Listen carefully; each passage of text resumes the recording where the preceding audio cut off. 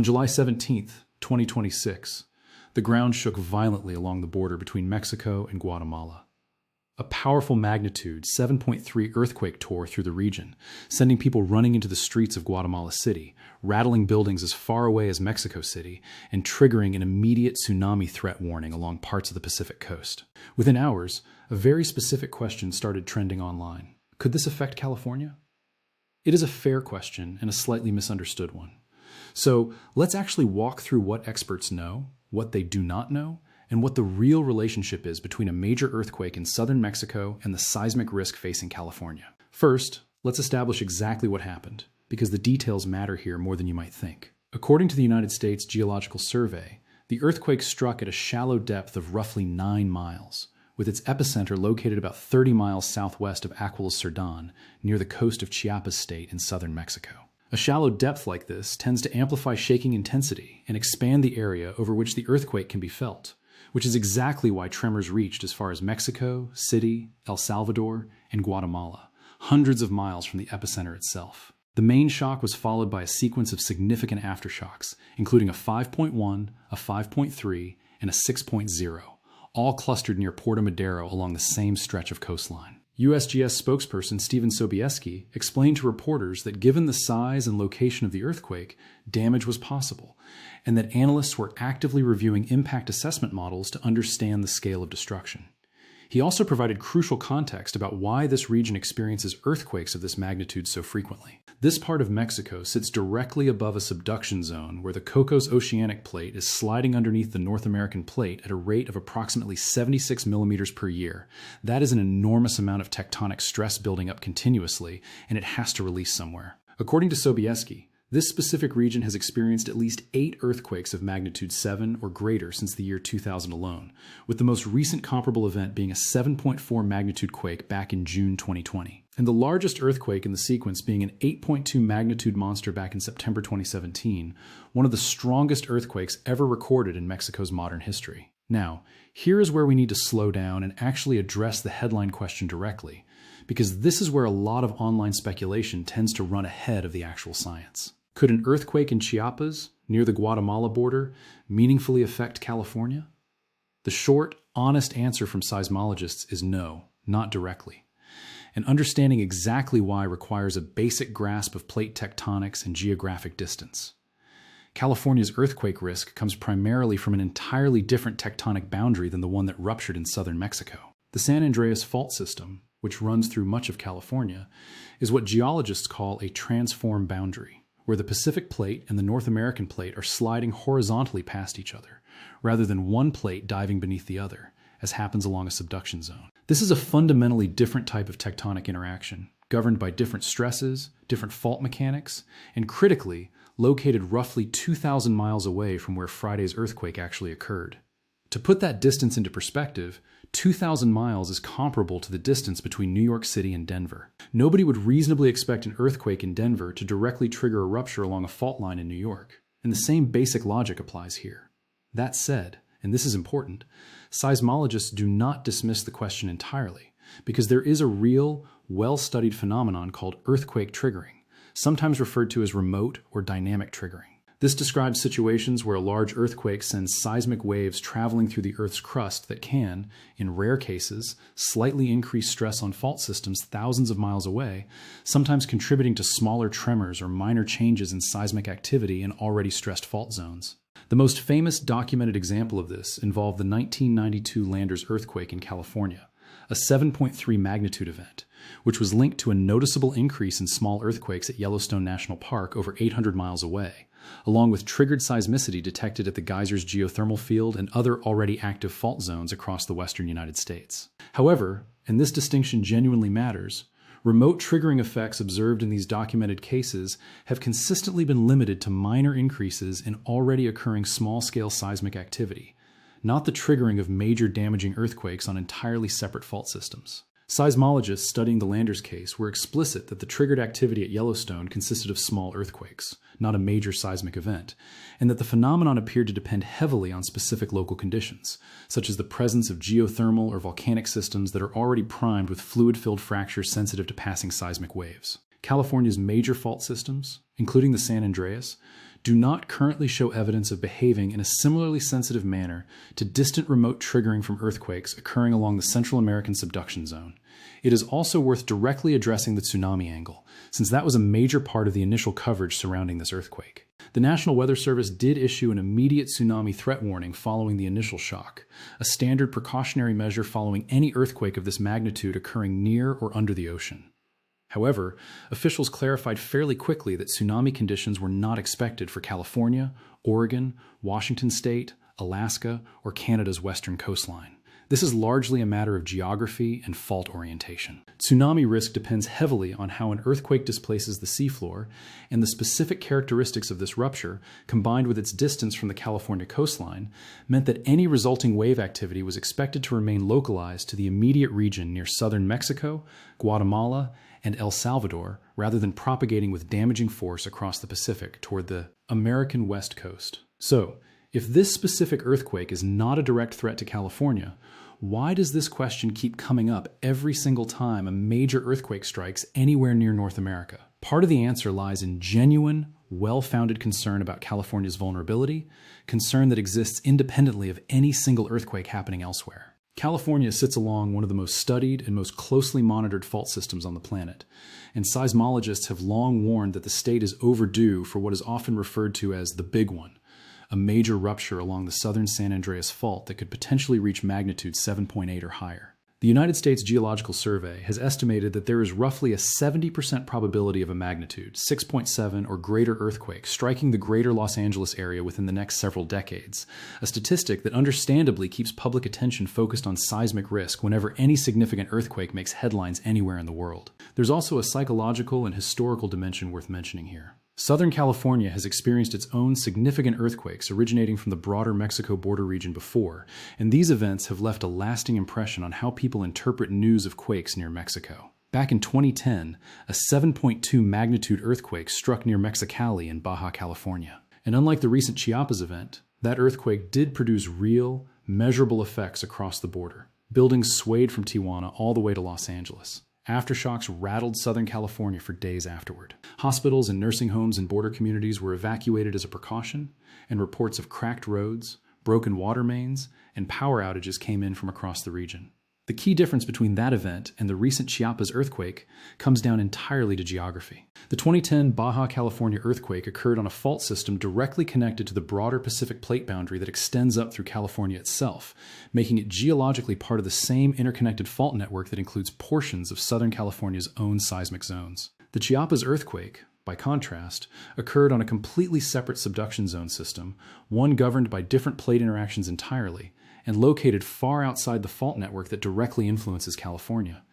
This distinction between connected fault systems and disconnected, distant tectonic zones is really the core scientific answer to the entire question. Earthquakes occurring on fault systems that are physically connected to or in close proximity to California's own fault network carry a meaningfully higher chance of producing felt effects or minor triggered seismicity within the state. Earthquakes occurring on entirely separate subduction zones, thousands of miles away, governed by different tectonic mechanics, generally do not carry that same direct risk, regardless of how large or dramatic the initial event might be. To really understand why distance and fault connection matter so much here, it helps to think about how seismic energy actually travels through the Earth. When a fault ruptures, it releases energy in the form of seismic waves that radiate outward in all directions, gradually losing strength as they travel further from the source. This is why people located close to an epicenter feel violent, damaging, shaking, while people located hundreds or thousands of miles away might feel nothing at all, or at most a barely perceptible wobble if they happen to be in a tall building or standing on soft,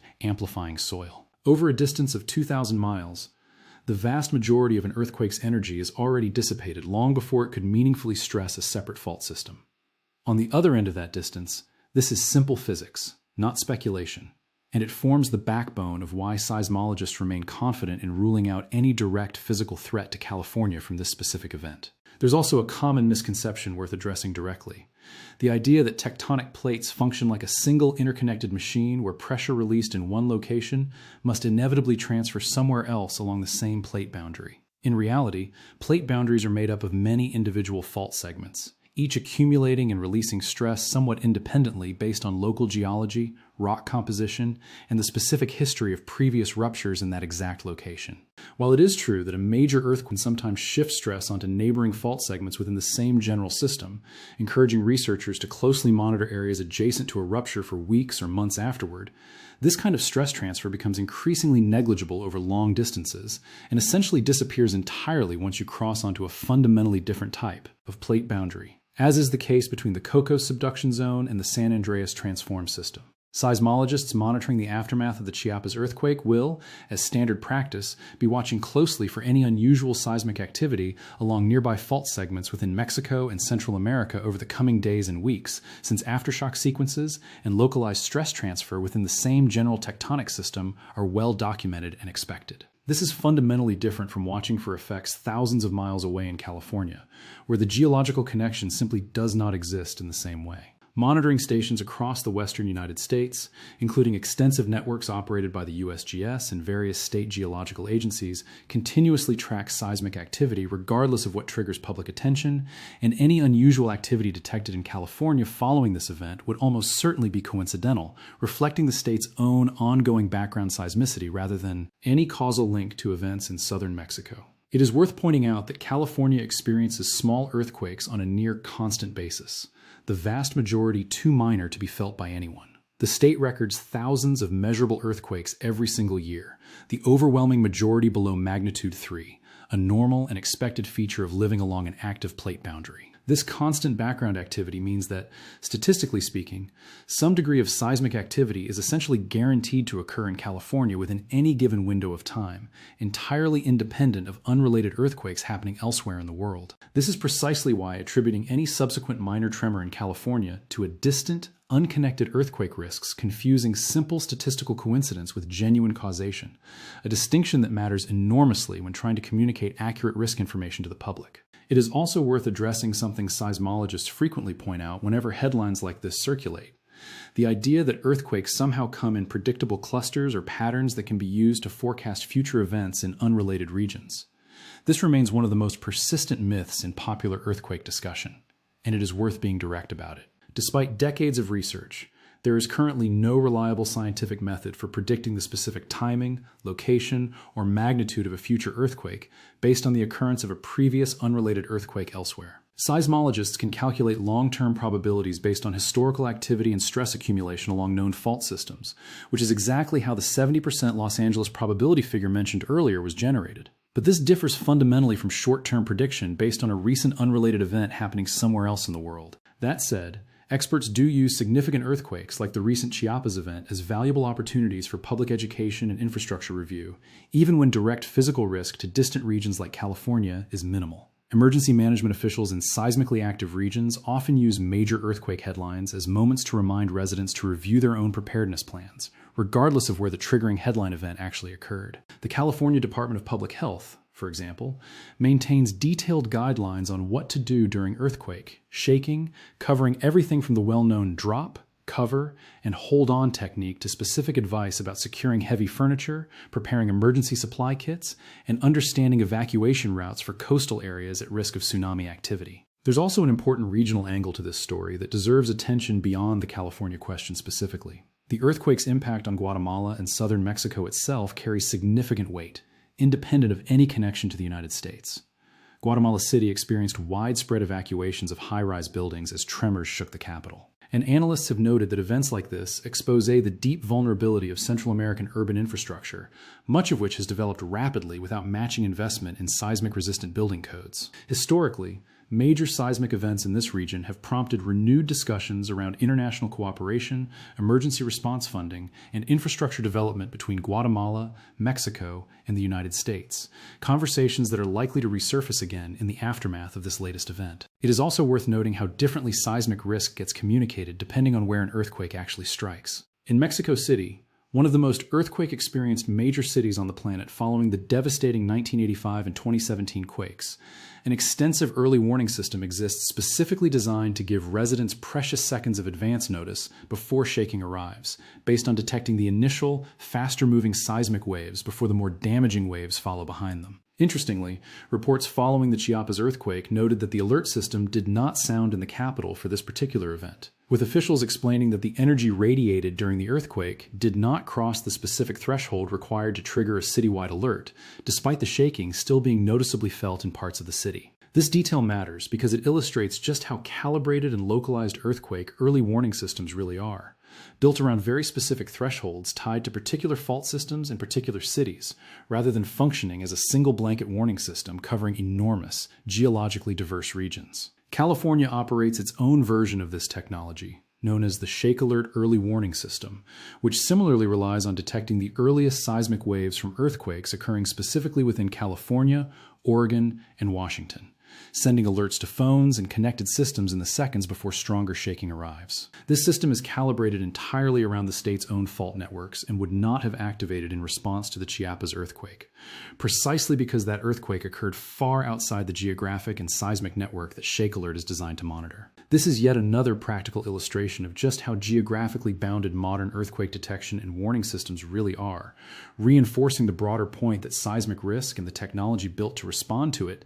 tends to be intensely regional rather than globally interconnected in the way casual observers sometimes assume. For residents in California, specifically, wondering what, if anything, they should actually do in response to headlines like this one, the honest answer from emergency preparedness experts remains consistent regardless of what earthquake happens to be making news that particular week. Maintaining a basic emergency kit with water, non-perishable food, a flashlight, and a first aid kit remains sound advice at all times, not just following headline-grabbing earthquake news elsewhere in the world.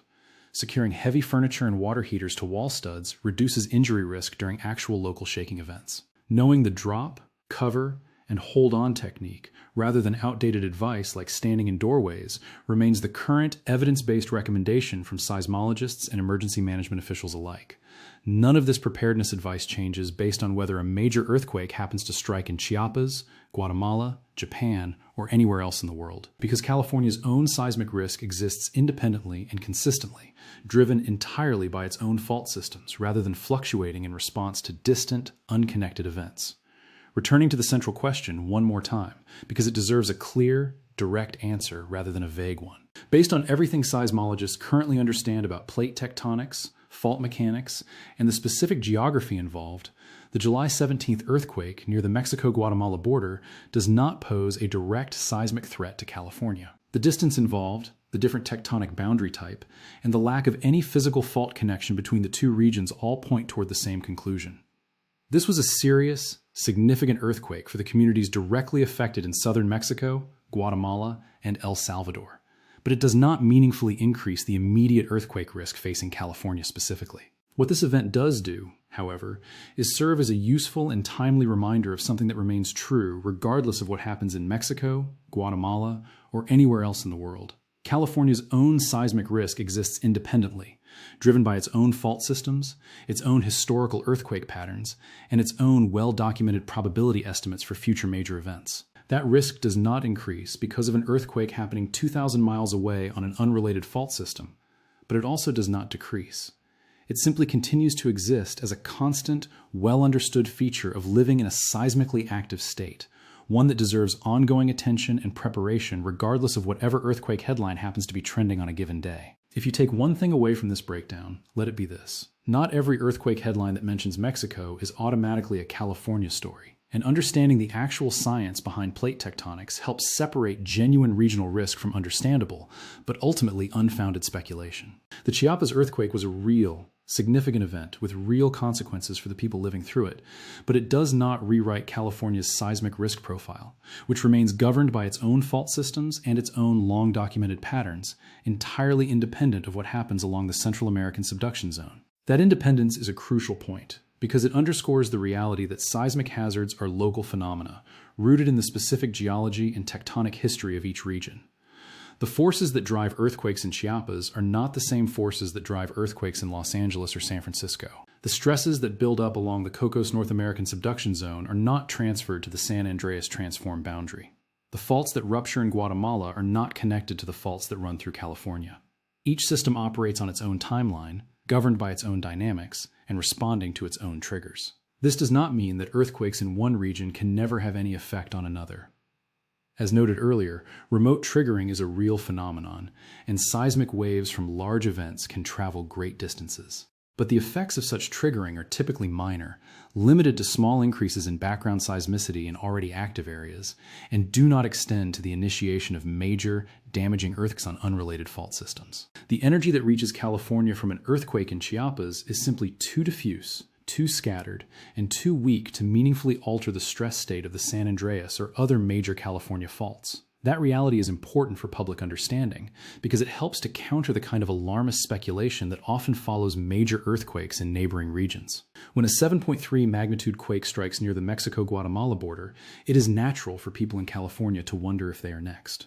But the science is clear. The two events are not directly linked. The risk in California is determined by California's own fault systems, not by what happens in Chiapas. And while it is always wise to be prepared for earthquakes, there is no need to assume that a distant event increases the immediate threat level at home. This distinction is also important for emergency management and public policy. Resources for earthquake preparedness and response are limited, and they need to be allocated based on real, evidence-based risks, not on speculative connections between unrelated events. If public attention and funding are diverted toward monitoring for remote triggering effects that are unlikely to materialize, that could come at the expense of more pressing needs, such as strengthening buildings, improving early warning systems, and educating the public about what to do when the ground starts shaking. The focus, in other words, should remain on the hazards that are known, understood, and actionable. In California, that means preparing for the next big earthquake on the San Andreas or one of the state's many other active faults. It means ensuring that buildings are up to code, that emergency supplies are on hand, and that residents know how to protect themselves when shaking starts. It does not mean worrying about earthquakes in Chiapas, which, while serious and significant for the people who experience them, do not change the risk profile for California. At the same time, it is worth acknowledging the human dimension of these events. Earthquakes are disruptive, frightening, and sometimes deadly. The July 17th quake in Chiapas was a reminder of the vulnerability of communities living in seismically active regions, and of the importance of international cooperation in disaster response and risk reduction. The fact that the event did not pose a direct threat to California does not diminish its significance for the people of southern Mexico and Guatemala, who face the immediate challenges of shaking, damage, and uncertainty in the aftermath. For seismologists, events like this are also opportunities to learn more about how earthquakes work, how stress is transferred within fault systems, and how different regions respond to seismic activity. The data collected from the Chiapas earthquake will contribute to a better understanding of subduction zone dynamics, aftershock sequences, and the factors that influence shaking intensity and damage patterns. That knowledge, in turn, can help to improve building codes, early warning systems, and emergency preparedness, not just in Mexico and Guatemala, but in other seismically active regions around the world. But for the general public, especially in California, the key takeaway is simplicity itself. The Chiapas earthquake does not change your risk. California's seismic hazard is what it was before the event, and it will be what it is after. The best response is not anxiety or speculation, but preparation. Have a plan. Have a kit. Know what to do when shaking starts. And remember that the earthquakes that matter for California are the ones that happen in California, on California's faults, driven by California's tectonic forces. That does not mean ignoring earthquakes elsewhere. It means understanding them in context, recognizing that while the Earth is a dynamic planet with seismic activity occurring constantly around the globe, the risks are local, not global. An earthquake in Chiapas is a serious event for Chiapas. An earthquake in Los Angeles is a serious event for Los Angeles. But the two are not directly connected, and the occurrence of one does not increase the likelihood of the other. That clarity is important because it helps to cut through the noise and focus attention where it belongs, on the hazards that are real, immediate, and actionable. For California, that means continuing to invest in seismic safety, from building retrofits to early warning systems to public education. It means recognizing that the big one is not a question of if, but when, and that preparation is the best defense against the inevitable next major earthquake on the San Andreas or one of the state's other active faults. For Mexico and Guatemala, it means continuing to strengthen infrastructure, improve building codes, and enhance emergency response capabilities so that the next earthquake does not exact as heavy a toll as the last. It means learning from each event, applying the lessons to reduce risk and increase resilience, and working together across borders to address the shared challenges of seismic hazard in a region where the Earth is constantly on the move. And for the rest of us, it means staying informed, staying prepared, and staying grounded in the science. Earthquakes are a fact of life in many parts of the world, and they will continue to occur, with or without headlines about distant events. The best response is not fear, but knowledge. Not speculation, but preparation. And not confusion, but clarity about what the risks really are and what we can do about them. The July 17th earthquake near the Mexico-Guatemala border was a significant event, with real consequences for the people who experienced it. But it was not a California event. It did not change the risk profile for the Golden State, and it does not require a change in behavior or preparedness for residents there. The faults that matter for California are the ones in California, and the earthquakes that matter are the ones that happen on those faults. That is the science. That is the reality. And that is the message that deserves to be heard clearly and without distortion whenever a major earthquake strikes near the border and the inevitable questions start to flow. The answer is no. This earthquake does not affect California. Not directly. Not in any meaningful way. The risk in California is what it was before, and it will be what it is after. The best response is to stay prepared, stay informed, and stay focused on the hazards that are real, immediate, and actionable. If you found this breakdown genuinely useful, make sure to like and subscribe so you catch the next one, because we will keep breaking down exactly what these major earthquake headlines actually mean, and just as importantly, what they do not. The goal is not to alarm, but to inform, not to speculate, but to explain, and not to confuse, but to clarify. Because in a world where earthquakes will always be a part of life, knowledge is the best preparation, and clarity is the best defense.